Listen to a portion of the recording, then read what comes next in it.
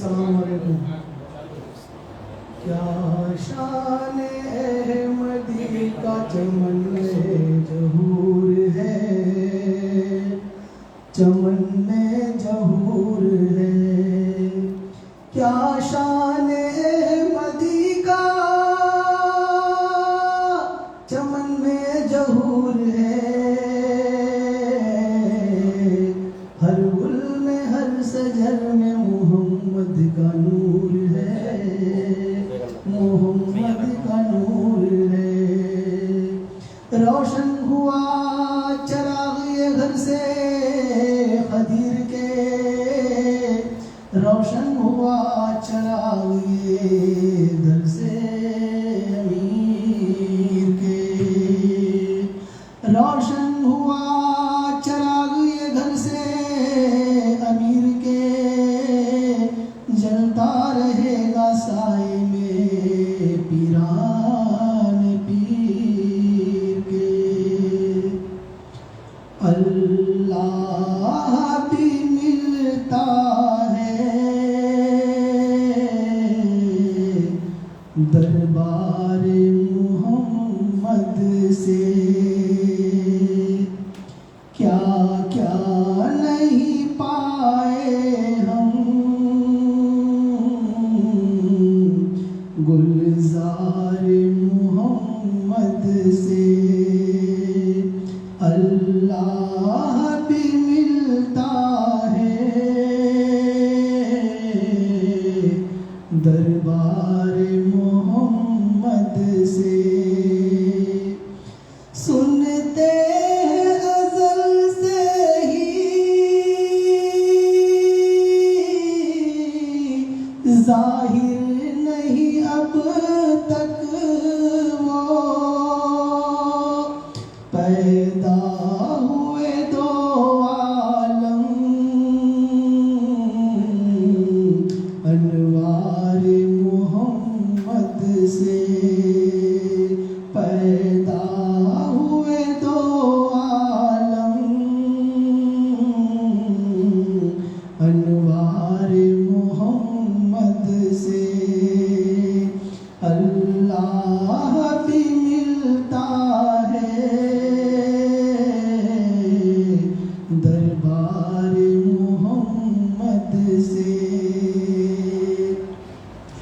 مت پوچھ حقیقت کو سلطان دو عالم کی،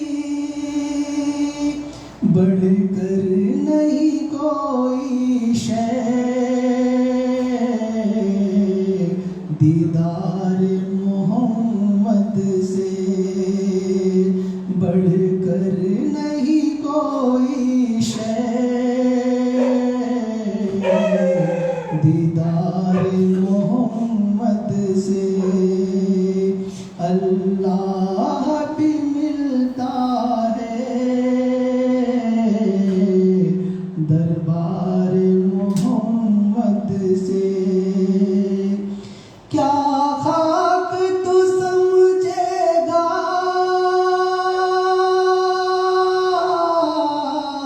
کیا خاک تو پائے گا. ملتا ہے پتہ تیرا سردار محمد سے.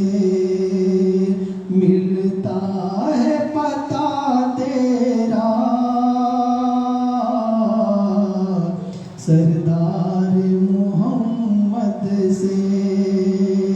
اللہ بھی ملتا ہے دربار محمد سے. ہر نفس میں ہر دل میں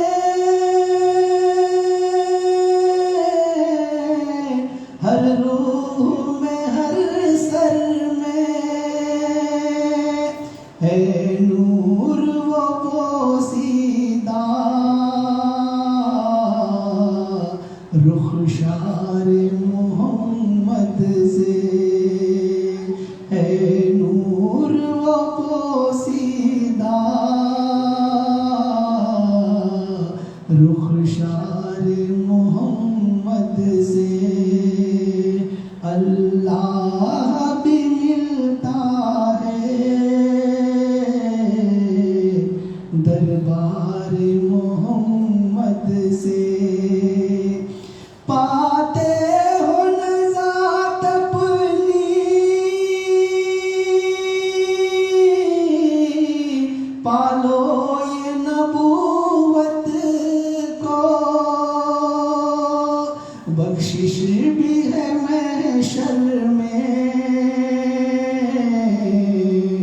مختار محمد سے بخشش بھی ہے محشر میں، مختار محمد سے اللہ بھی ملتا ہے، دربار محمد سے جانا ہے کسی صورت،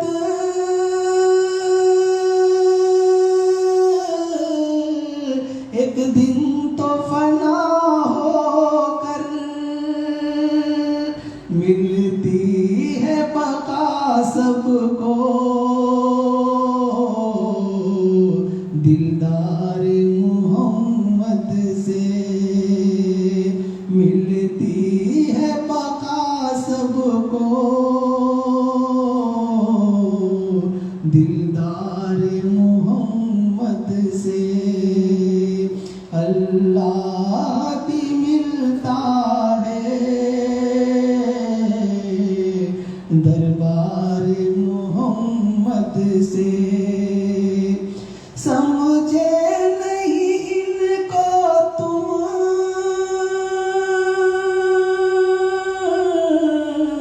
کہتے ہیں خدیر اللہ،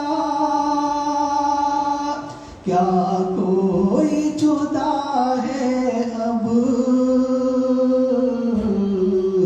اسرار محمد سے، کیا کوئی جدا ہے اب اسرار محمد سے، اللہ بھی ملتا ہے، دربار محمد سے عنوان محمد ہی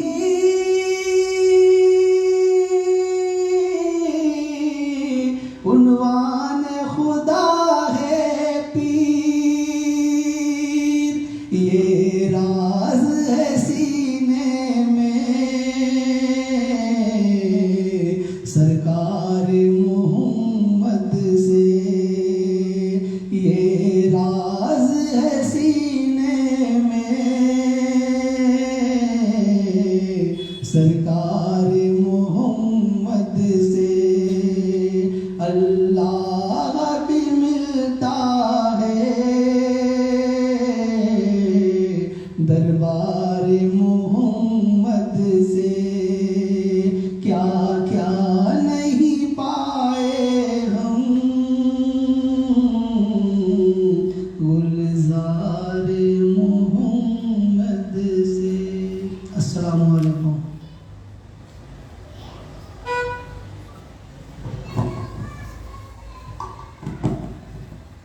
السلام علیکم ورحمۃ اللہ وبرکاتہ۔ الحمدللہ رب العالمین، الصلاة والسلام علی اشرف الانبیاء والمرسلین وعلی آلہ طیبین الطاہرین واصحابہ اکرمین الاجمعین، اما بعد فاعوذ باللہ من الشیطان الرجیم، بسم اللہ الرحمن الرحیم۔ فی بیوت اذن اللہ ان ترفع ویذکرها فیہا اسمہ، صدق اللہ العظیم۔ نکل کر خانقاہوں سے ادا کر رسم شبیری، نکل کر خانقاہوں سے ادا کر رسم شبیری، کہ فقر خانقاہی ہی فقط اندو و دلگیری ہے۔ اور علامہ جامی ارشاد فرماتے ہیں، خوشا مجلس و مسجد و خانقاہ ہے کہ در و بود خیل و خال محمد۔ آج کا جو میرا عنوان ہے وہ لفظ خانقاہ پر ہے، کہ خانقاہ کس کو کہتے ہیں، کیا اس کا ذکر اللہ تبارک و تعالیٰ نے قرآن مجید میں کیا ہے؟ کیا خانقاہ حضور پاک صلی اللہ علیہ وسلم کے زمانے میں بھی تھی؟ کیا خانقاہ صحابہ کرام کے زمانے میں بھی تھی؟ انشاءاللہ اس پر مدلل بات کریں گے۔ جیسا کہ اللہ تبارک و تعالی سورہ نور کی آیت نمبر 36 میں ارشاد فرماتا ہے کہ یذکر فیہا اسمہ اللہ یسبح لہ فی الغدوات والعصال، یعنی اللہ تبارک و تعالی نے ان گھروں کے بارے میں ارشاد فرمایا ہے جن گھروں میں اللہ کا ذکر کیا جاتا ہے۔ آیت نمبر 36 سورہ نور، فی بیوت اذن اللہ ان ترفع ویذکر فیہا اسمہ، جن گھروں کے بلند کیے جانے اور ان میں اس کے نام کا ذکر کیے جانے کا اللہ نے حکم دیا ہے، ان میں صبح و شام اللہ کی تسبیح بیان کی جاتی ہے۔ یعنی اللہ تبارک و تعالیٰ سورہ نور میں ارشاد فرما رہا ہے کہ جن گھروں میں صبح و شام اللہ کا ذکر کیا جاتا ہے وہ گھر بلند و بالا ہے۔ یعنی عام گھروں سے زیادہ بلند و بالا گھر وہ گھر ہے جس گھر میں اللہ تبارک و تعالیٰ کا ذکر صبح و شام کیا جاتا ہے۔ اب ہو سکتا ہے یہاں پہ بیوت اللہ یعنی اللہ کے گھر سے مراد مسجدیں بھی ہوں، مگر اسی آیت کریمہ میں اللہ تبارک و تعالیٰ نے آگے اس کا ذکر ارشاد فرما دیا ہے کہ لا تلہہم تجارت ولا بیع عن ذکر اللہ واقام الصلاۃ وایتاء الزکاۃ، یعنی وہ لوگ نماز بھی پڑھتے ہیں، اللہ کا ذکر بھی ادا کرتے ہیں اور زکوٰۃ بھی دیتے ہیں، مگر اللہ کے ذکر سے غافل نہیں ہوتے۔ اللہ تبارک و تعالیٰ نے قرآن مجید میں یہاں پہ بیت اللہ کا ذکر کیا ہے، مساجد اللہ نے مسجد کا ذکر نہیں کیا، کیونکہ قرآن مجید میں مسجد کا ذکر بھی ہے اور بیت اللہ کا ذکر بھی ہے۔ اگر اللہ تبارک و تعالیٰ کو یہ محسوس ہوتا اور اللہ تبارک و تعالیٰ یہ چاہتا کہ یہاں پہ بیت اللہ سے مراد مسجد ہے تو مسجد کا لفظ استعمال کرتا، مگر اللہ تبارک و تعالیٰ نے یہاں پہ بیت اللہ کا ذکر کیا، یعنی وہ اللہ کے گھر ہے اور بلند و بالا گھر ہے جس پہ صبح و شام اللہ کا ذکر کیا جاتا ہے۔ تو انہی گھروں کو اللہ تبارک و تعالیٰ جو بیت اللہ کہا ہے انہی گھروں کو عام اصطلاح میں خانقاہ کہا جاتا ہے، جہاں پر صبح و شام اللہ تبارک و تعالیٰ کا ذکر کیا جاتا ہے، اور جو بھی اس خانقاہوں میں آتا ہے وہ اللہ کو پانے کے لیے اور اللہ کی راہ میں چلنے کے لیے آتا ہے۔ خانقاہ یہ جو لفظ ہے در حقیقت خانقاہ جو ہم بول رہے ہیں یہ اردو کا لفظ ہے، اور یہ لفظ آیا ہے خانقاہ خانگاہ سے۔ خانگاہ فارسی کا لفظ ہے، اور یہ خانگاہ یہ جو لفظ آیا ہے اردو کے لفظ تکیہ سے، تکیہ یا زاویہ۔ تکیہ اور زاویہ اس جگہ کو کہا جاتا ہے جہاں پر صبح و شام اللہ تبارک و تعالیٰ کا ذکر کیا جائے، اور جو لوگ دنیا سے الگ تھلگ ہو کر اللہ ہی کے لیے جو ہے اس مقام پہ جا کے اپنی زندگی سکونیت اختیار کرتے، اس جگہ کا نام تکیہ اور زاویہ کہا جاتا ہے۔ اس کے مختلف نام ہیں۔ اب جیسا کہ ترکی میں اور جہاں جہاں پہ فارسی استعمال ہوتی وہاں پہ خانگاہ کہا گیا۔ اگر آپ بغداد جائیں گے یا عرب ممالک میں عراق وغیرہ جائیں گے تو وہاں پہ آپ کو جو ہے نا تکیہ یا زاویہ، تکیہ حضرت رفاعی رحمت اللہ علیہ، تکیہ قادریہ لکھا ہوا ملیں گا آپ کو، وہاں خانقاہیں نہیں ملیں گی۔ خانقاہ جو لفظ ہے وہ اردو کا لفظ ہے، جیسے خانقاہ جنیدیہ ہے، خانقاہ قادریہ ہے، خانقاہ قدیریہ ہے، خانقاہ امیریہ ہے۔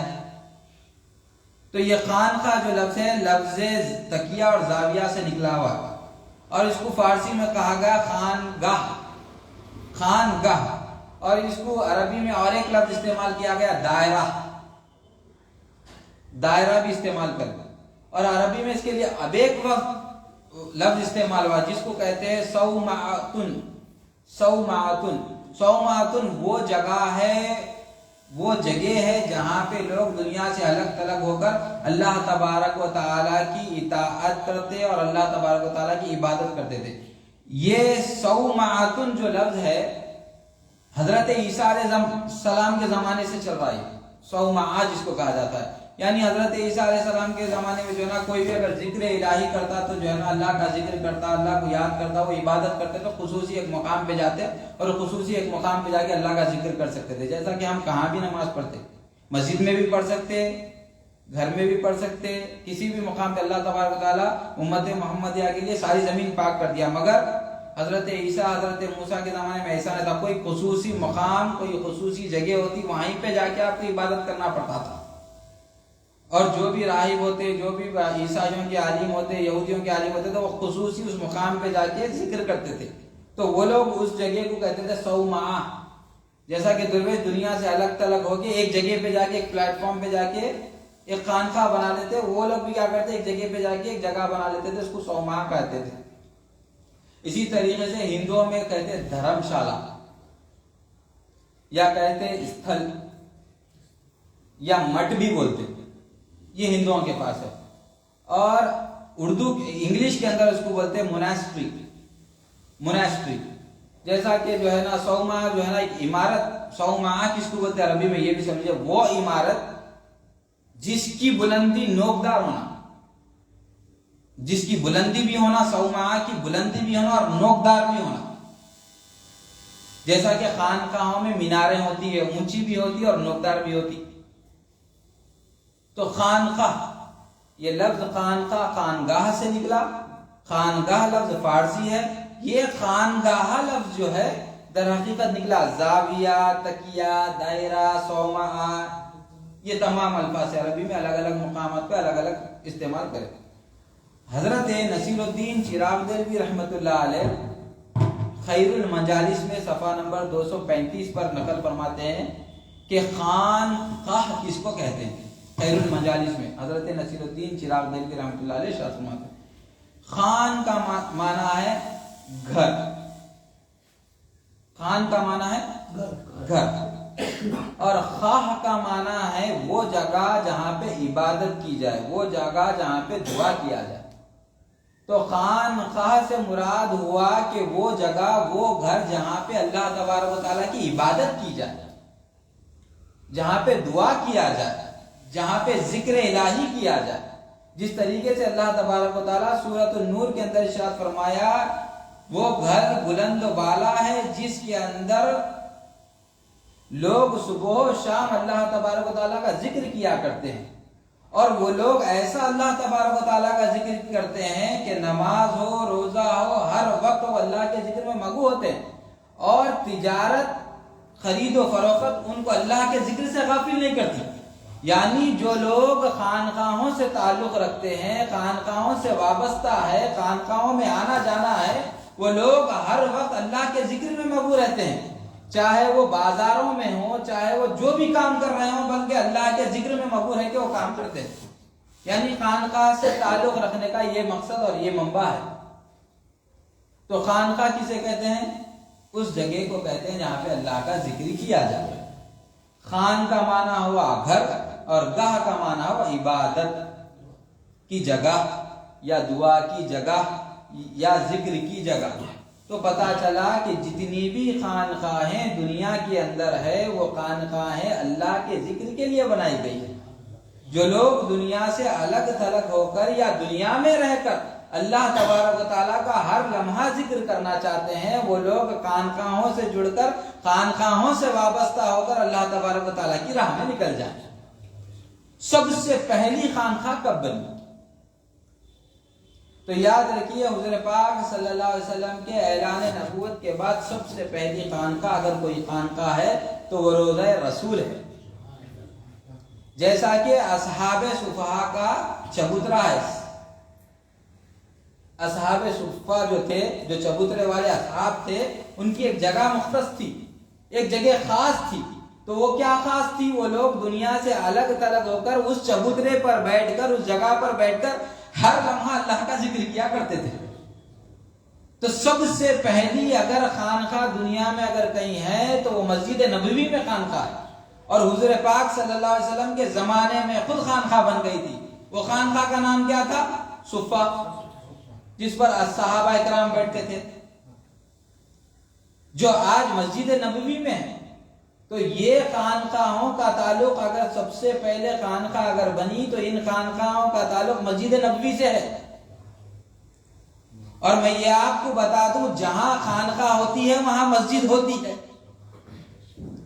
آپ دیکھیے مسجد نبوی، جہاں پر مسجد نبوی میں خانقاہ ہے، اصحاب صفا کا چبوترا ہے، صوفیوں کا چبوترا ہے، صوفیوں کی خانقاہ ہے، وہیں بغل میں مسجد نبوی ہے۔ آپ چلے جائیے حضرت امام حسین کی بارگاہ میں، یہاں پر امام حسین کی خانقاہ ہے اور یہاں پر مسجد ہے۔ آپ چلے جائیے بغداد شریف میں، آپ چلے جائیے نجف شریف میں حضرت علی ہے اور حضرت علی کے بالکل خانقاہ کے بازو مسجد ہے۔ آپ چلے جائیے بغداد شریف میں حضرت شیخ عبد القادر جیلانی کی خانقاہ ہے اور خانقاہ کے بازو مسجد ہے۔ آپ چلے جائیے اجمیر شریف میں حضرت معین الدین چشتی اجمیری رحمۃ اللہ علیہ کی خانقاہ ہے، وہیں خانقاہ کے بازو مسجد ہے۔ آپ چلے جائیے حضرت پیر سید امیر شاہ قادری کی بارگاہ میں قادری چمن میں، وہاں پر دادا سرکار کی خانقاہ ہے، خانقاہ قادری چمن، انہی کے بازو جو ہے مسجد ہے۔ آپ چلے جائیے شاہ عالم سرکار کی بارگاہ میں، وہاں پر دیکھیے شاہ عالم سرکار کی خانقاہ اور خانقاہ کے بعد مسجد ہے۔ یعنی خانقاہوں کا جو تعلق ہے وہ مسجدوں سے ہے، یعنی خانقاہوں سے جو ربط رکھتے ہیں، جو نسبت رکھتے ہیں، وہ مسجدوں سے بھی ربط اور نسبت رکھتے ہیں۔ تو جہاں خانقاہ ہوگی وہاں پہ مسجدیں ہوں گی۔ مسجد میں ظاہری طور پہ نماز ادا کی جاتی، ظاہری طور پر جو 5 وقتہ نمازیں ہیں وہاں پہ ادا کی جاتی، اور ہر لمحہ جو ذکر الہی کرنا ہوتا ہے وہ خانقاہوں میں کیا جاتا ہے۔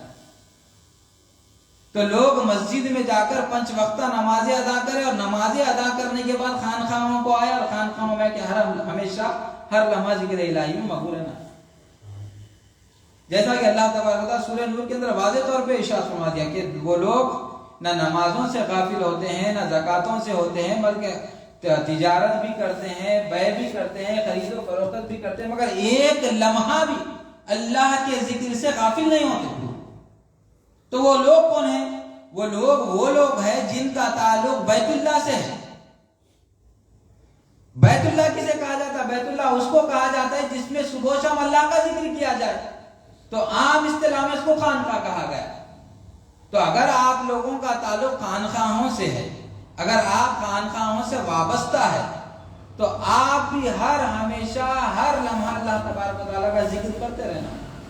تو جب ہی آپ خانقاہ سے آپ کا تعلق ہے، اگر آپ کا تعلق خانقاہ سے ہے، اگر آپ بول رہے ہیں مگر صبح و شام اللہ کے ذکر سے غافل ہے، تو آپ کا تعلق ہرگز خانقاہ سے نہیں ہے۔ آپ کا تعلق، اگر آپ اپنا تعلق خانقاہ سے پیدا کرنا چاہتے ہیں، خانقاہ کے اصلی مقصد سے پیدا کرنا چاہتے ہیں، تو ہر لمحہ ہر وقت اللہ کے ذکر سے غافل نہیں ہونا ہے، ہر وقت اللہ کے ذکر سے پائمال ہونا چاہیے، ہر وقت اللہ کا ذکر کرنا چاہیے۔ تو خانقاہ اس کو کہا گیا۔ خانقاہ میں کوئی دنیاوی بات نہ ہو، خانقاہ میں جس طریقے سے آج موبائل فون چل رہا ہے یا وہ چل رہا ہے، یہ چل رہا ہے، اس طریقے سے نہیں ہونا چاہیے۔ خانقاہ کے اندر اگر کوئی آئے تو اسلامی معاشرے کی طرح اسلامی باتیں ہونا چاہیے۔ اگر کسی چیز پہ ڈسکشن ہونا ہے تو وہ اسلامی موضوعات پہ ڈسکشن ہونا چاہیے۔ اگر کسی معاملات پہ معاملہ ہونا چاہیے تو وہ اسلامی معاملات پہ ہونا چاہیے۔ یہ خانقاہ ہے کیا اصل؟ ان خانقاہوں کو چلاتے کون ہیں؟ جس طریقے سے ایک مدرسہ ہوتا ہے جہاں پر آپ کو دینی تعلیم دی جاتی ہے، یعنی آپ کو نماز کس طریقے سے ادا کریں، نماز کس طریقے سے ادا کریں، نماز میں کیا فرائض ہے، کیا واجبات ہے، کیا سنتیں ہیں، کیا مستحب ہے، کس طریقے سے نماز ادا کرنا ہے، کس طریقے سے قیام کرنا ہے، کس طریقے سے رکوع، کس طریقے سے سجدہ کرنا ہے، یہ تمام چیزیں آپ کو مدارس میں سکھائی جاتی ہیں۔ اس مدرسے میں پڑھانے والے کو عالم دین کہا جاتا ہے۔ اسی طریقے سے خانقاہوں میں کیا سکھایا جاتا ہے؟ تو اللہ کے رسول صلی اللہ علیہ وسلم کا فرمان عالی شان ہے، وہ نماز ہی نماز ہے جس میں خشوع و خضوع، لا صلاۃ الا بحضور القلب، بغیر حضور قلب کے نماز ہی نہیں ہوتی، صلاۃ ہی نہیں ہوتی۔ تو خشوع و خضوع کہاں سکھایا جاتا ہے؟ مدرسوں میں آپ کو نماز کس طریقے سے پڑھنا سکھایا جاتا ہے اور نمازوں میں خشوع و خضوع کیسا پیدا کرے وہ خانقاہوں میں سکھایا جاتا ہے۔ تو خانقاہ میں جو تربیت دیتا ہے، وہ تربیت یافتہ جو شخص ہوتا ہے اس کو کہا جاتا ہے صوفی۔ جو تمام تربیت سے آراستہ ہوتا ہے، خانقاہ میں جو جو تربیتیں ہوتی ہیں ان تمام تربیت سے آراستہ ہوتا ہے، اس کو صوفی کہا جاتا ہے۔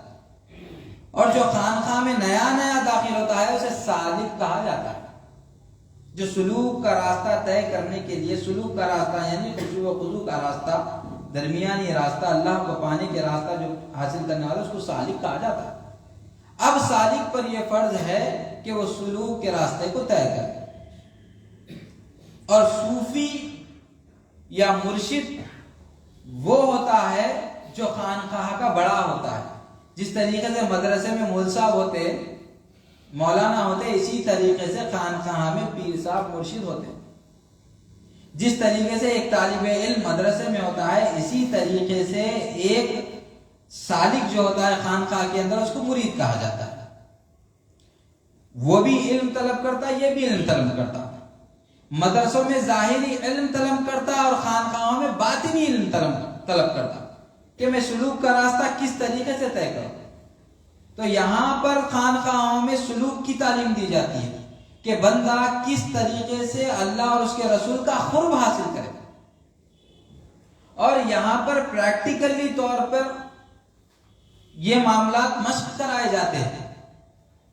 تو مشق کرانے والے کا نام ہوتا ہے مرشد، اور مشق کرنے والے کا نام ہوتا ہے مرید۔ اب یہاں پہ کون سی تعلیم چلتی ہے؟ تو اس تعلیم کا نام ہے تصوف۔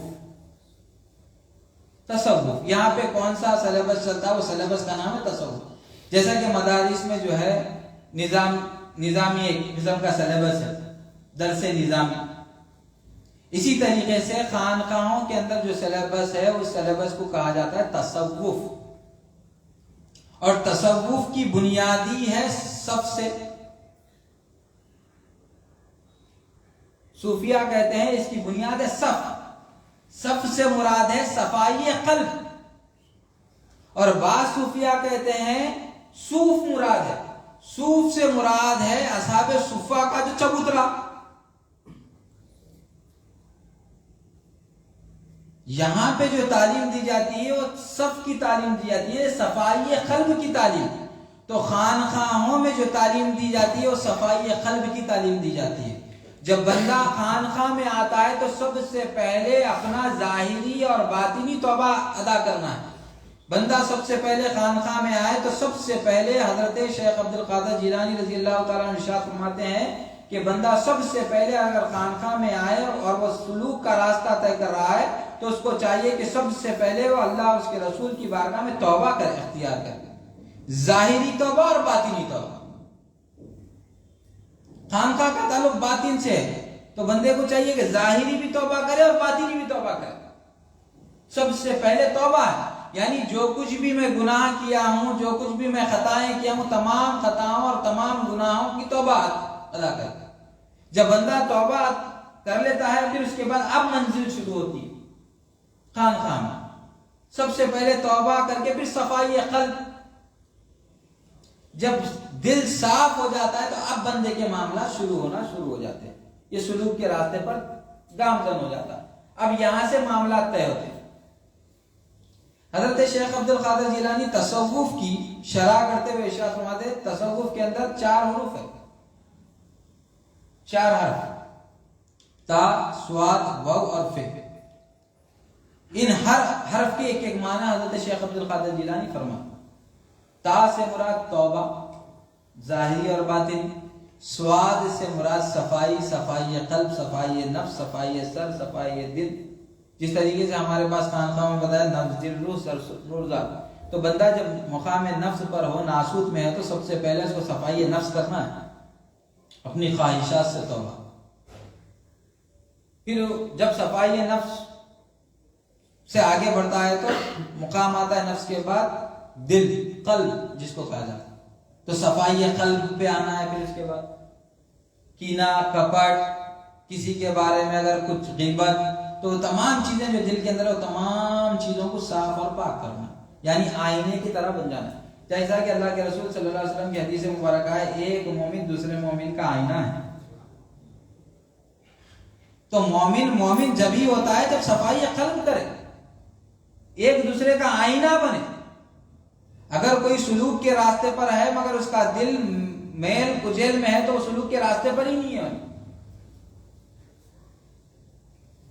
اگر آپ کا تعلق خانقاہ سے ہے، اگر آپ سلوک کے راستے پر ہے تو ظاہری اور باطنی توبہ کے ساتھ ساتھ صفائی نفس بھی کرنا ہے، صفائی قلب بھی کرنا ہے. جب تم صفائی قلب سے پاک ہو جاؤ، صفائی قلب کے مقام اور منزل پہ پہنچ جاؤ تو پھر صفائی سر آتا، روح آتا، نفس دل روح. پھر روح میں صفائی ہے، پھر روح کے بعد ہے نفس دل روح سر میں صفائی، پھر نور میں صفائی، پھر ذات میں صفائی. تو یہ مقام اور مراتب بتایا گیا، نفس دل روح سر نور ذات، ان مقامات سے گزرنا ہے آپ. پھر ان مقامات سے گزرنے کے بعد واو تاس واد اور واو پہ پہنچے تو یہ ولایت ہے. پہلے درجے کی ولایت نصیب ہوتی یہاں سے. ان لوگوں کو ہی پہلے درجے کی ولایت ہے جو لوگ صفائی قلب، صفائی نفس، صفائی دل، صفائی روح، صفائی ذات سے واقف ہے اور ان کا دل میل اور کچیل سے پاک ہے، تو ہی ان لوگوں کو ولایت ہے، پہلے درجے کی ولایت. نہیں تو ان کو ولایت ہی نہیں ہے. اگر کوئی شخص ولایت نو ولی ہے، میں یہ بول رہا ہوں، مگر ان کے دل میں میل اور کچیل ہے تو ہرگز وہ مقام اور مرتبے پہ ہچ نہیں ولایت ہے. اور واضح طور پر قرآن مجید ارشاد فرما رہا انما ولیکم اللہ ورسولہ والذین آمنوا، اللہ بھی ولی ہے، اس کا رسول بھی ولی ہے، اور جو لوگ ایمان لائے وہ بھی ولی ہے. تو ایمان والے کون ہوئے؟ تو اللہ کے رسول واضح طور پہ ارشاد فرما دیے المومن مرآۃ المومن، ایک مومن دوسرے مومن کا آئینہ ہے. تو مومن وہ ہوتا جو آئینے جیسا بن جائے، یعنی جو آئے آپ کو وہی دیکھے. تو جب جا کے آپ واو کے مرتبے پہ پہنچتے جس کا نام ہے ولایت. پھر ولایت کے مرتبے سے پھر آگے گئے تو فا ہے، فا جس میں 3 مقامات ہیں، فنا فی الشیخ، فنا فی الرسول، فنا فی اللہ. فنا فی الشیخ یعنی وہ ٹیچر، وہ استاد جو خانقاہ میں تمہارے کو سلوک کی تعلیم دے رہا. سب سے پہلے تم اس جیسے بن جانا. جب تمہارا خانقاہ میں جانا آنا ہو رہا، خانقاہ کے استاد جیسے ہو گئے تو لوگ دیکھتے ہیں ہاں ہم وہ خانقاہ کو جاتے تھے بھائی، سیم وہ خانقاہ کے استاد جیسے یہ بھی ویسا نظر آنے لگا. فنا فی الشیخ کا مرتبہ یعنی وہ مقام اور وہ مرتبہ جہاں پہ پیر اپنے مرید کو خلافت سے نوازتا. کب ملیں گی بندے کو خلافت؟ جب وہ ظاہری باطنی توبہ کرے، پھر صفائی کرے اپنے نفس دل روح سر نور ذات کی، پھر اس کے بعد ولایت کے مرتبے پہ پہنچ کر پھر اس کے بعد فنا فی شیخ کا مقام حاصل کریں. جب آپ فنا فی شیخ کا مقام حاصل کریں گے تو آپ کو خلافت ہے. جب آپ فنا فی شیخ کا مقام حاصل نہیں کریں گے تو آپ کو ولایت ہے ہی نہیں، خلافت ہے ہی نہیں. آپ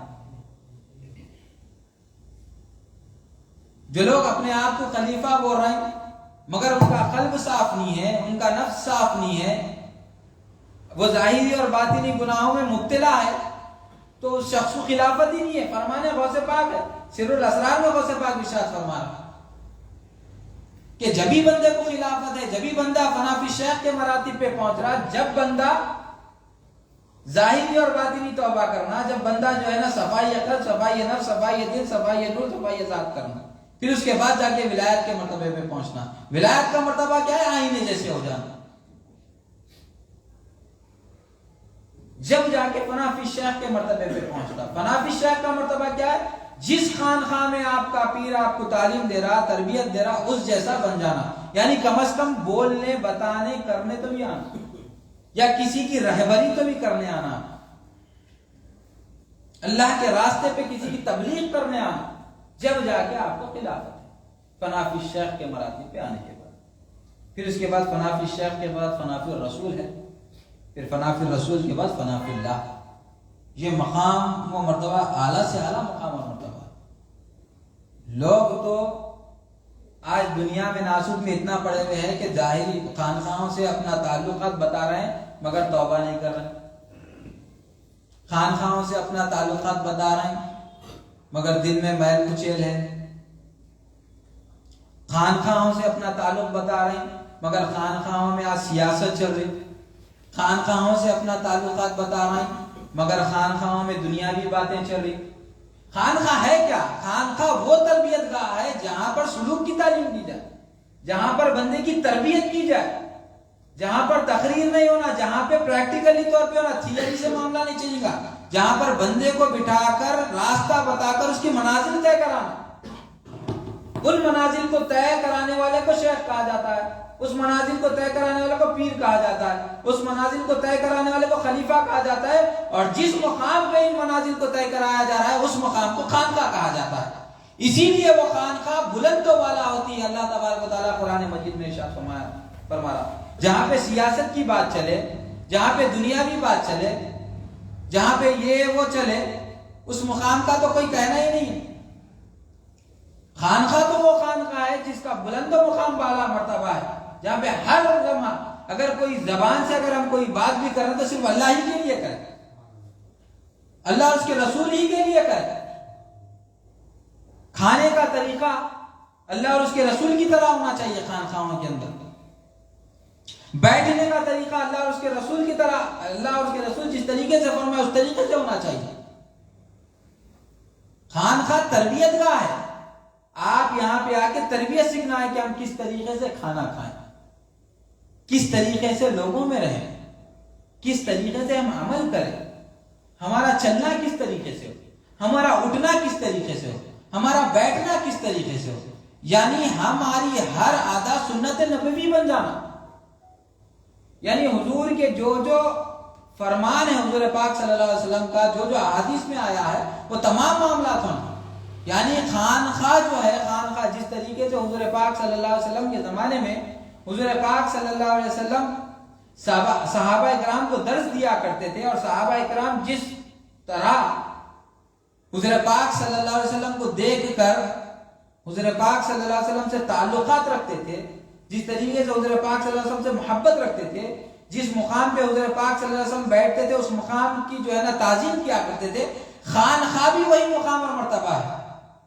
جس طریقے سے صحابہ اکرام حضور پاک صلی اللہ علیہ وسلم سے تعلق رکھتے تھے اور حضور کی جگہ سے تعلق رکھتے تھے، مریدین کو چاہیے کہ اپنے پیر سے اس طریقے سے تعلق رکھے، اور پیر کی جگہوں سے اور پیر کے تمام معاملات سے اس طریقے کا تعلق رکھے۔ جس طریقے سے صحابہ اکرام حضور کی چیزوں سے محبت رکھتے تھے، حضور کی اداؤں سے محبت رکھتے تھے، صحابہ اکرام حضور کی جن جن جگہوں سے محبت رکھتے تھے، جہاں پہ حضور بیٹھتے وہاں پہ صحابہ نہیں بیٹھتے تھے، تعظیم اور تکریم کرتے تھے، حضور کی ایک ایک ادا کی تعریف کیا کرتے تھے۔ کوئی صحابی بتائیے آپ جہاں کے اندر جو حضور کی ادا کی خلاف ورزی کیا؟ نہیں، حضور کی ہر ادا کی تعظیم کرتے تھے اور ہر ادا کی تعریف کرتے تھے۔ تو مرید کو بھی چاہیے کہ اپنے مرشد کی ہر ادا کی تعریف کرے، اس کی مقام جس مقام پہ انہیں رہتا اس مقام کی تعریف کرے، اس مقام کی تعظیم کرے۔ تو جس طریقے سے حضور پاک صلی اللہ علیہ وسلم سے تعلق صحابہ کا رہتا تھا اور صحابہ کا تعلق حضور سے رہتا تھا، اسی طریقے سے ایک مرشد کا تعلق مریدین سے اور مریدین کا تعلق ایک مرشد سے ہونا چاہیے۔ مگر آج عجیب معاملہ ہے، ہم کہتے ہیں کہ ہمارا تعلق خانقاہوں سے ہے، ہم کہتے ہیں کہ ہمارا تعلق مرشد سے ہے، مگر ہم ہر وقت بات کرتے ہیں تو دنیاوی بات کرتے ہیں، خانقاہوں کو آتے ہیں تو دنیاوی بات کرتے ہیں، خانقاہ کے اندر نام خانقاہ رکھ دیا مگر اس کے اندر چل رہا معاملہ دنیاوی۔ تو یہ بلند و بالا کیسا ہو سکتا مقام؟ اگر آپ اس مقام کو خانقاہ کہہ رہے ہیں تو یہاں پہ اللہ تبارک و تعالیٰ کا ذکر کریے، اور ہر وہ چیز یہاں پہ اللہ سے جو آپ کو نزدیک کر سکتی ہے وہ تمام معاملات کریے، یہاں پہ وہ معاملات سیکھیے۔ یہاں پہ کبھی صحابہ اکرام حضور پاک صلی اللہ علیہ وسلم کی بارگاہ میں دنیاوی بات کرے ہی نہیں۔ جب کبھی حضور کی مجلس میں ہوتے تو صرف حضور کو تکتے رہتے۔ تو مرید کا معاملہ بھی مرشد سے ایسا ہونا چاہیے کہ جب کبھی بھی مرشد کے سامنے بیٹھے تو جیسا صحابہ حضور کو تکتے تو اسی طریقے سے مرید اپنے مرشد کو تکتے رہے۔ ایک مرتبہ کا واقعہ ہے کہ ایک صحابی جب کبھی بھی حضور کی مجلس میں ہوتے، اس مجلس کا نام خانقاہ، یاد رکھیے اس مجلس کا نام خانقاہ، اور جو معاملات ہو رہے تھے وہ سلوک اور منازل کے معاملات تھے، پیری مریدی کے معاملات تھے۔ تو ایک صحابی اپنے گھر گئے اور گھر میں کچھ ایسا معاملہ ہوا، روتے حضور کی بارگاہ میں تشریف لائے، بولے یا رسول اللہ صلی اللہ علیہ وسلم ایک معاملہ صادر ہو چکا ہے۔ حضور بولے آپ کیوں رو رہے ہیں، آپ کو کیا مسئلہ ہے، فرمائیے۔ بولے یا رسول اللہ صلی اللہ علیہ وسلم جب کبھی بھی میں آپ کی محفل میں ہوتا ہوں بس آپ کو تکتے رہتا ہوں، بس آپ کا دیدار کرتے رہتا ہوں۔ اور عرف عام میں تصوف کی اصطلاح میں اس کو کہتے ہیں تصور شیخ، ہر وقت اس کو تکتے رہنا، تصور شیخ۔ بولے یا رسول اللہ صلی اللہ علیہ وسلم آپ نبیوں کے نبی ہیں، آپ کا مقام اور مرتبہ اعلیٰ ہے تو۔ بولے یا رسول اللہ صلی اللہ علیہ وسلم میں گناہگار بدکار سیاکار، آپ جنت کے اعلیٰ سے اعلیٰ مراتب میں، جب ہم دنیا سے چلے جائیں گے آپ جنت کے اعلیٰ سے اعلیٰ مراتب مقام پہ رہیں گے، سب سے اعلیٰ جو مرتبہ ہے اس مقام پہ آپ فائز رہیں گے۔ میں گناہگار بدکار سیاکار اگر آپ کے صدقے میں جنت میں بھی چلا گیا تو میرے نیکیاں اتنے اچھے نہیں ہیں کہ میں آپ جیسے مقام اور مرتبے پہ پہنچ کے میں آپ کا دیدار کر سکوں، میں ہو سکتا نچلے درجے میں رہوں۔ اور وہ معاملہ ایسا ہے کہ جو اوپر کے درجے میں چلیں گا، نیچے کے درجے میں تو نیچے کے درجے میں جنت کے اندر، نیچے والا اوپر نہیں جا سکیں گا۔ بولے یا رسول اللہ اگر وہ میرے کو خواہش پیدا ہوگی کہ میں دیکھوں تو اس معاملے میں میں رو رہا ہوں یا رسول اللہ۔ تو حضور پاک صلی اللہ علیہ وسلم ارشاد فرماتے ہیں تم جس سے محبت کرتے ہو بروز قیامت تم جنت میں اسی کی سنگت ہوں گے۔ تو یہ معاملہ ہے دیکھنے کا۔ ایک صحابہ اکرام حضور کو تکتے تکتے وہ مقام اور مرتبے پہ چلے گئے جو مقام اور مرتبے پہ حضور پاک صلی اللہ علیہ وسلم رہتے، اس مقام اور مرتبے پہ چلے۔ تو ایسی خانخواہ میں تعلیم چلتی تھی، صحابہ اکرام اس طریقے سے کا معاملہ کرتے تھے۔ اور حضور کی مجلس جب بھی ہوتی، جب حضور پاک صلی اللہ علیہ وسلم تشریف لاتے تو تمام کے تمام صحابہ اکرام کھڑے ہو جاتے، تمام کے تمام صحابہ اکرام کھڑے ہو، جہاں کھڑے ہوئے ہوتے جہاں بیٹھتے وہیں کھڑے رہتے۔ پھر حضور نشست پہ تشریف لاتے تو جہاں کھڑے وہاں بیٹھ جاتے، پھر اس کے بعد ادباً طور پہ ایک ایک جنے آ کے ملاقات کر لیتے۔ تو یہ خانقاہی تربیت کہاں سے آئی؟ تو بتانا مقصد یہ ہے کہ صحابہ کی زندگی اور حضور پاک صلی اللہ علیہ وسلم کی سیرت مبارکہ جو ہے یہ تمام معاملات کو دیکھ کے خانقاہ کی تعلیم بنائی گئی۔ تمام جو آداب بنائے گئے یہ تمام کے تمام آداب کون سے آداب ہیں؟ مریدین کو وہ آداب بجا لانا ہے جو صحابہ اکرام آداب حضور پاک صلی اللہ علیہ وسلم کے کرتے تھے، اور مرشد کو وہ آداب بجا لانا چاہیے جو حضور پاک صلی اللہ علیہ وسلم صحابہ کے ساتھ محبت رکھتے تھے۔ یہ معاملات ہیں۔ مگر آج ہم بول رہے ہیں کہ ہم فلاں کے مرید ہیں، مگر کبھی کچھ معاملے میں اونچ نیچ ہو جائے تو ہم اس کے غیر غلط بول دے رہے ہیں، یہاں سمجھ نہیں آیا تو وہاں چلے جا رہے ہیں، وہاں سمجھ نہیں آیا تو وہاں چلے۔ خانقاہ یہ نہیں ہوتی، خانقاہ کا معاملہ جو ہے تربیت سے، تو آپ کی تربیت جہاں ہو رہی وہاں سے آپ رشتہ جوڑیں، اس خانقاہ سے آپ تعلقات رکھیے جہاں پہ آپ کی تربیت ہے۔ تو خانقاہ اس جگہ کو کہا جاتا ہے جہاں پہ اللہ کا ذکر کیا جائے، صبح و شام اللہ کا ذکر ہونا، دنیاوی وہاں معاملات ہونا ہی نہیں۔ اگر کوئی بھی معاملہ ہو تو صرف اللہ ہی کے لیے ہو، اور وہاں کا سب بڑا کون ہوتا ہے؟ خانقاہ کا مرشد، اور تربیت لینے کے لیے کون آتے ہیں؟ مریدین۔ تو مرشد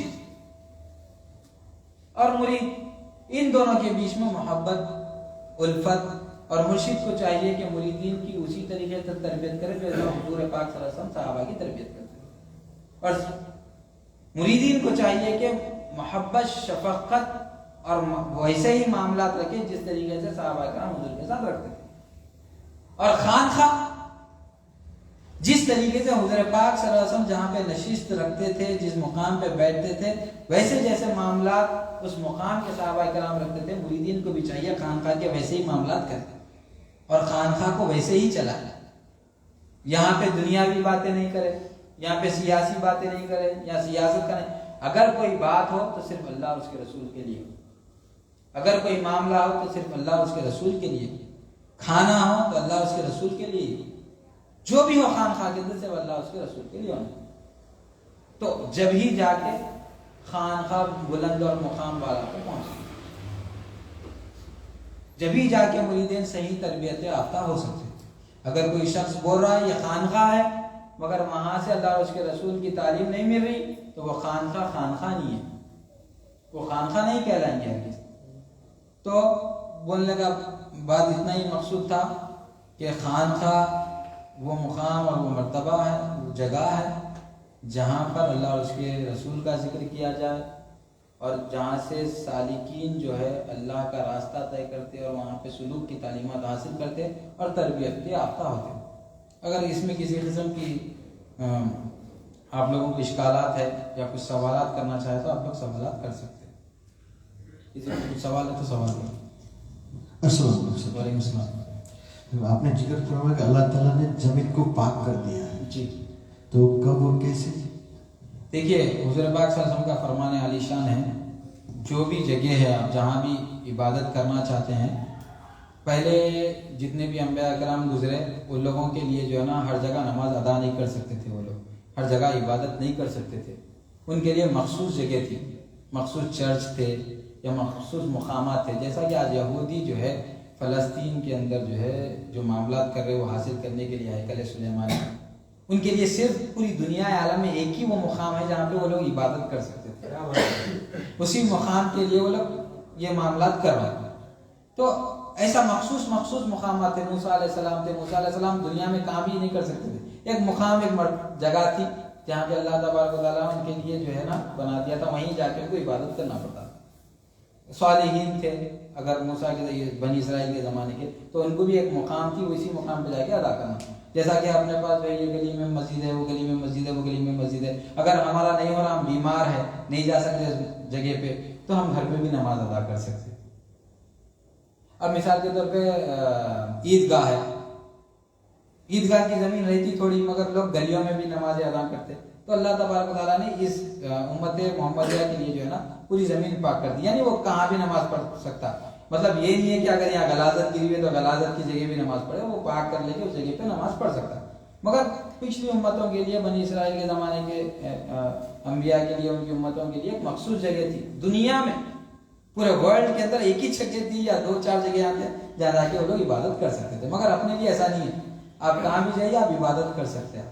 جی جی، اور کسی کا کوئی سوال؟ اور کوئی آن لائن میں ہے کیا؟ سوال کر دیجیے، کوئی ہے تو آن لائن کا سوال نام لے کے بولیے۔ اگر کوئی آن لائن ہے، اگر سوال کرنا چاہ رہے تو سوال بھی کر سکتے۔ کوئی ہے؟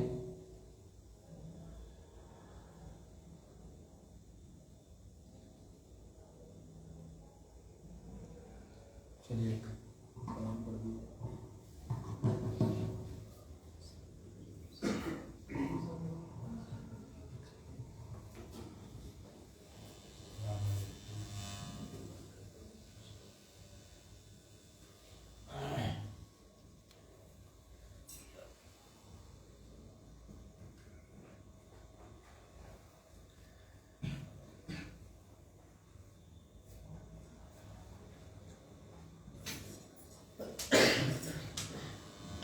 روشن ہوا چراغ یہ گھر سے امیر کے، جلتا رہے گا سائے میں پیران پیر کے۔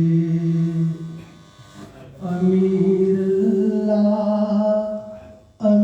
اللہ تیرے دم کا سہارا ہے، کسی کا ہو نہ ہو لیکن امیر اللہ ہمارا ہے۔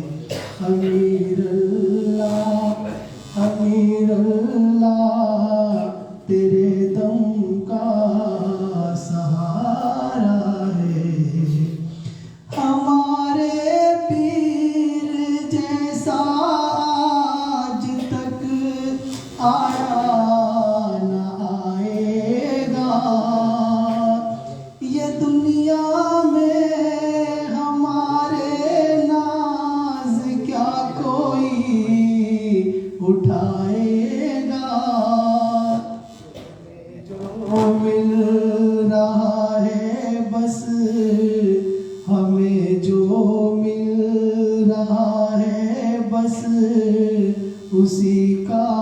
تو اتارا ہے امیر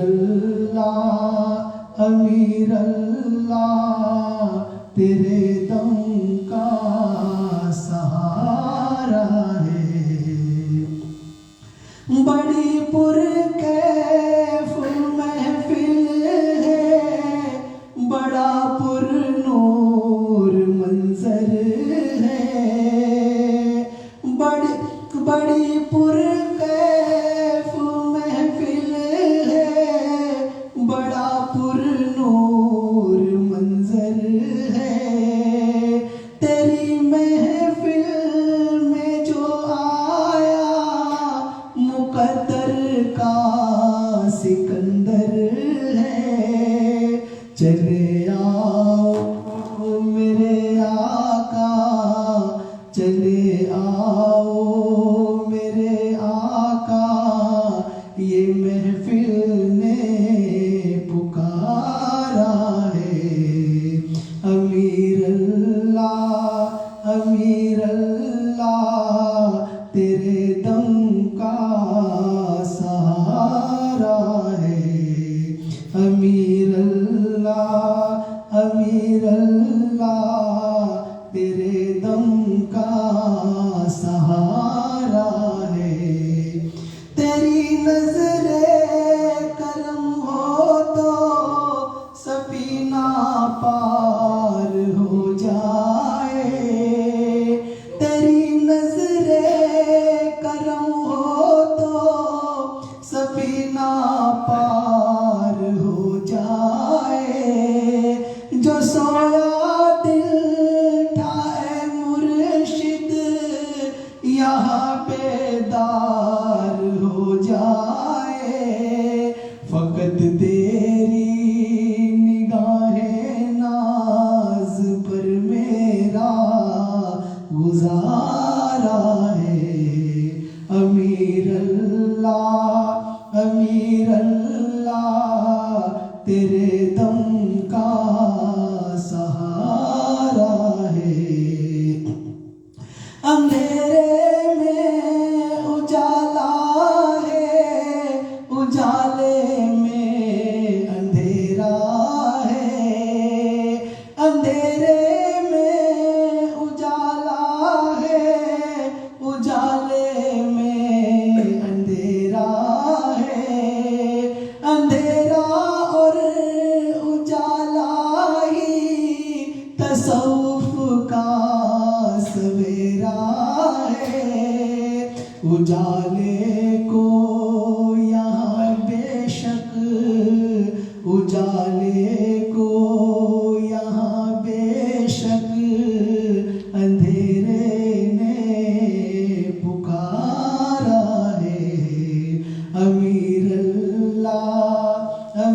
اللہ تیرے دم کا سہارا ہے تصور میں لب و رخ شاعر کو میں چوم لیتا ہوں تصور میں لب و رخ شاعر کو میں چوم لیتا ہوں تیری آنکھوں کے میں خانے میں پی کر جھوم لیتا ہوں تیری آنکھوں کا میں کھانا تیری آنکھوں کا میں کھانا بڑا ہی پیارا ہے امیر اللہ تیرے دم کا سہارا ہے زمین سے عرش اعظم پر مجھے تو نے بٹھایا ہے زمین سے عرش اعظم پر مجھے تو نے بٹھایا ہے ہواؤں میں مجھے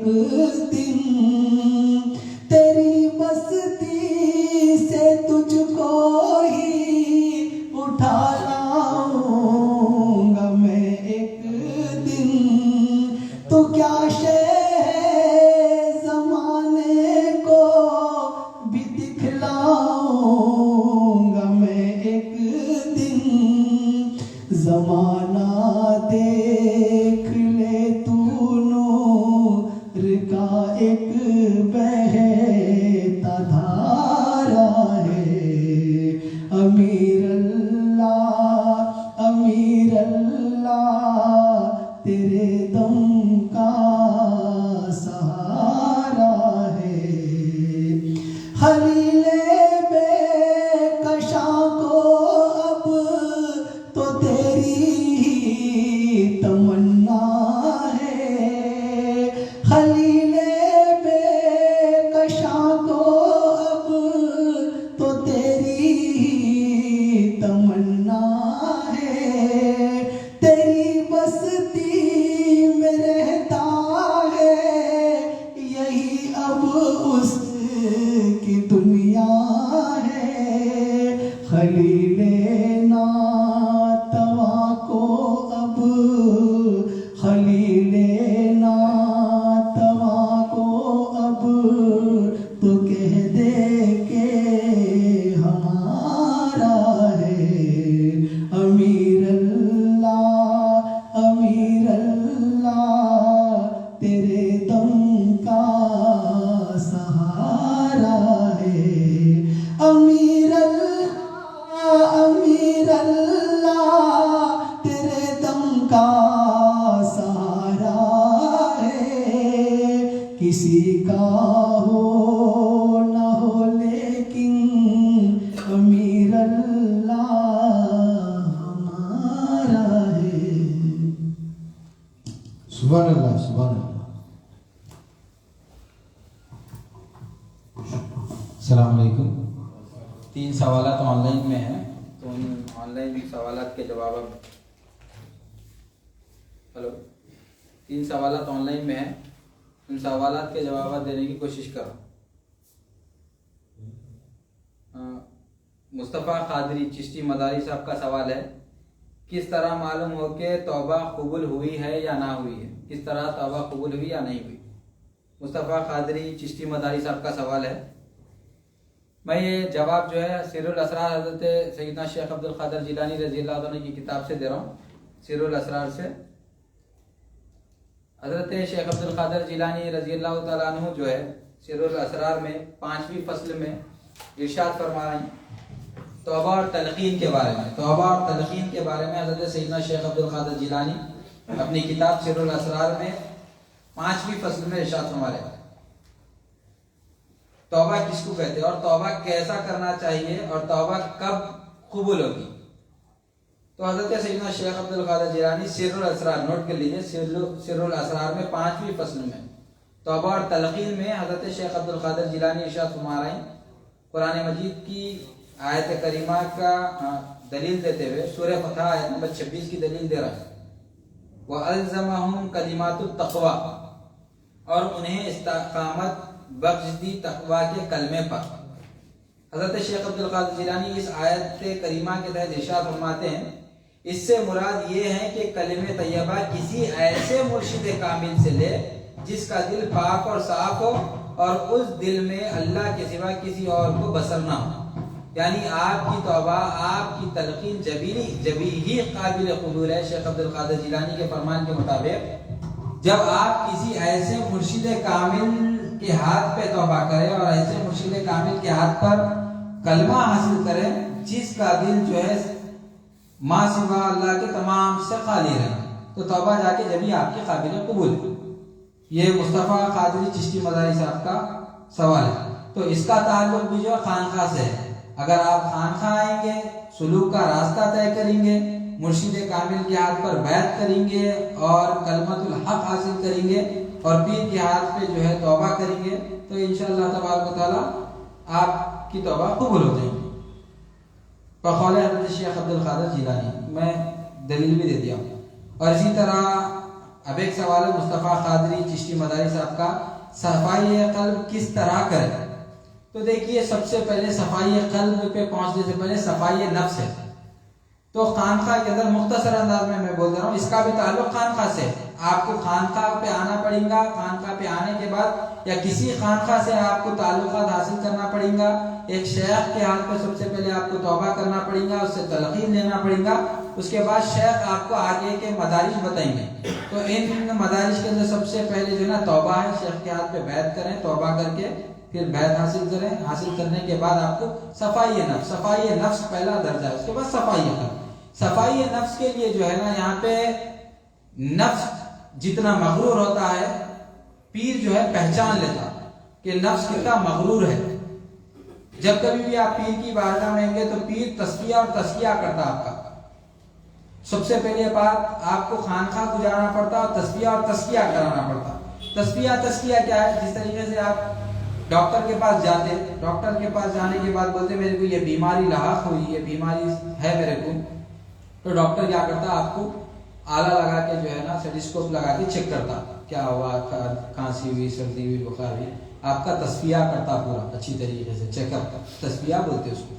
پھر تزکیہ یعنی وہ جو آپ کو بیماری لاحق ہوئی اس بیماری کے اوپر آپ کو جو ہے دوا دیتا ہے کہ یہ دوا کھانا ہے، یہ سیرپ پینا ہے. آپ کو اس کو تزکیہ بولتے ہیں. اسی طریقے سے آپ خانقاہ کو آنا پڑے گا. خانقاہ کو آنے کے بعد ایک پیر کامل کے پاس، جس طریقے سے ڈاکٹر کے پاس جاتے پیر کامل کے پاس، جو آپ کا نفس میل کچیل میں پھنسا ہوا ہے، اس میل کچیل والے نفس کو کیا کرنا پڑے گا؟ آپ پیر کے حوالے کرنا پڑتا. تو پیر کیا کرتا؟ اس میل کچیل والے نفس کا تصفیہ کرتا.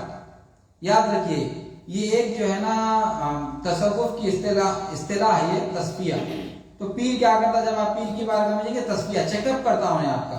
اور اسی طریقے سے ہمارے قادر محی الدین صاحب کا بھی سوال تھا. قادر محی الدین صاحب کا سوال کیا تھا؟ صفائی نفس کیسے کریں؟ تو میں ان دونوں کا جواب بھی دیتا ہوں، صفائی قلب اور صفائی نفس دونوں کا. تو آپ جب پیر کی بارگاہ میں جائیں گے تو پیر دیکھیں گا کہ آپ کا نفس کیسا ہے، آپ ہی کے کتنا موٹا ہو گیا، گناہ کتنے کرا ہوا ہے، صغیرہ گناہ کیا ہے، کبیرہ گناہ کیا ہے، کس قسم سے آپ کا نفس چل رہا. اس تمام کو جو ہے نا نفس کو، آپ کے نفس امارہ کو اچھی طریقے سے چیک اپ کرتے ہیں، جس کو بولتے ہیں عرف عام میں اصطلاح میں تصوف کی اصطلاح میں تصفیہ. انہیں تصفیہ کریں گے. تصفیہ کرنے کے بعد آپ کا تزکیہ کرتا، یعنی آپ کے اوپر پابندیاں لگاتا کہ آپ اس قسم کی پابندی کریں، تقویٰ کریں، سچ بولیں، جھوٹ نہ بولیں، اچھا سنیں، غلط نہ سنیں، کسی کے بارے میں اچھا گمان کریں، غلط گمان نہ کریں. اس قسم سے خانقاہ کو آنے کے بعد تربیت ہوتی ہے. پہلے آپ کا تصفیہ ہوگا، تصفیہ ہونے کے بعد تزکیہ ہوگا. تو پہلے نفس کا تصفیہ ہوتا، پھر نفس کو اگر کتنا بھی جتنا آپ کا موٹا نفس رہے گا، جتنا آپ کا نفس جتنا جو ہے نا حیوانیت میں مبتلا رہے گا، اس قسم سے جو ہے نا آپ کو پیر تزکیہ کرے گا، ذکر دیں گا یا معاملات بتائیں گا. سچ بولیے، جھوٹ مت بولیے، ایسا کریے، یہ معاملہ کریے، رات کو اٹھیے، اس قسم سے مراقبہ کریے، اس قسم سے مشاہدہ کریے. وہ تمام معاملات بتاتے. پھر اس کے بعد جب آپ نفس سے آگے نکل جاتے ہیں، نفس آپ کا پاک ہو جاتا، اس کے بعد تزکیہ رہے گا. جس قسم سے جو ہے نا آج کل جو ہے مشہور جو ہے ایک واقعہ بھی ہے کہ یونس ایمرے کا آپ سیریز بھی دیکھے ہوں گا، اکثر لوگ دیکھ رہے ہیں. تو یونس ایمرے کو جو ہے نا تصفیہ نفس کرنے کے لیے ان کے پیر و مرشد کیا کرتے بولے تو سب سے پہلے ان کا تصفیہ نفس کرنے کے واسطے ایک انہوں بہت بڑے مقام اور مرتبے کے قاضی رہتے، ایک جگہ کے قاضی رہتے. قاضی جب خانقاہ کو آتا تو ان کا تصفیہ نفس کرنے کے واسطے انہوں اتنے بڑے قاضی کو، یونس ایمرے کو کیا کرتے؟ کتے کو کھانا ڈالنے کی نوکری دے دیتے خانقاہ کے کتے کو. یعنی اتنے مقام، یعنی نفس کو مغرور کرا رہے، نفس کے ماتحت جا کے آپ مغرور نہیں ہو جا رہے ہیں، آپ کے نفس کو مغرور کرا دے رہے ہیں.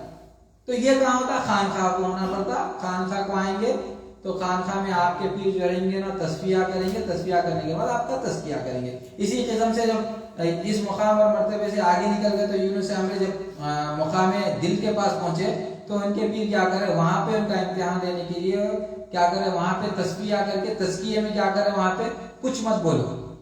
منہ سے اگر کچھ بولنا ہے تو یونس ایمرے کو کہا گیا کہ آپ کچھ بھی مت بولے، نہیں معلوم کا ذکر دے دیے، نہیں معلوم، نہیں معلوم، نہیں معلوم. اسی لیے دادا سرکار ارشاد فرمائے اپنی کتاب کے اندر توحید کا دعویٰ آسان، یعنی اپنے آپ کو سالک بول لے رہے ہیں، اپنے آپ کو مرید بول لے رہے ہیں، اپنے آپ کو مرشد بول لے رہے ہیں، اپنے آپ کو خلیفہ بول لے رہے ہیں، ہم بہت زیادہ تعلیمات پہ بول کے بول رہے ہیں.